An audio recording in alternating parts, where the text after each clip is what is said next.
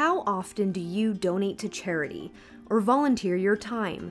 For some people, giving back may be an item on the to-do list, but for Patricia Gallagher, it's an everyday practice, and it's simple to do.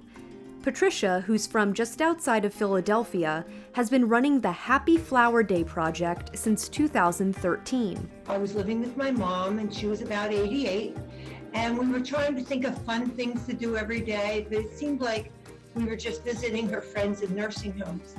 And then my daughter suggested that we approach some grocery stores and ask what they do with their day-old or surplus flowers, and ask if we could collect them. And my mom and I said that we would pass them out to people that needed their spirits lifted. They wanted to do it again the next day, but when she showed up to the same store, they asked to see her nonprofit status papers. Patricia didn't have any, but her church did, and they helped her little flower organization become a nonprofit. In total, I had 6 stores that I went to regularly, and I would call each morning. I would call and I'd say, do you have any flowers today? Do you have any surplus flowers? And they'll say, well, we only have 10 bouquets today. I say, oh, it may not be worth your time. And at first I'll think, wait, it's not worth my time.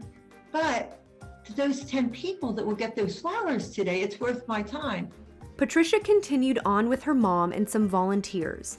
Now that her mom's passed, her 91-year-old neighbor Ella has started helping her deliver leftover flowers that they collect from funeral homes, events, and stores. Just hop out of the car and we say something like, hi, I'm Patricia, and this is my friend Ella, and we have some flowers that were left over for an event. Would you like a bouquet? And then I always say, would you like to take a few others? Do you have a neighbor or a friend that you'd like to give them to? And people always say, oh, my sister's sick, or my neighbor lost their pet, or I'd like to give these flowers to the Meals on Wheels lady that brings my food.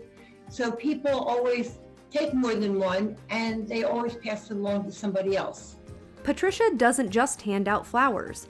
She's come up with 150 little random acts of kindness, and she's compiled them in a book. My friends and I would occasionally just say, oh, this is Random Act of Kindness Day, let's go do something.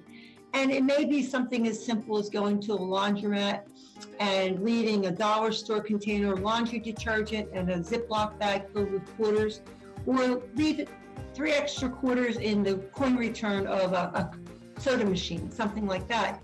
Those who want to know 150 ways to sprinkle kindness in your community can find them in Patricia's book. For Patricia, giving back to others is easy.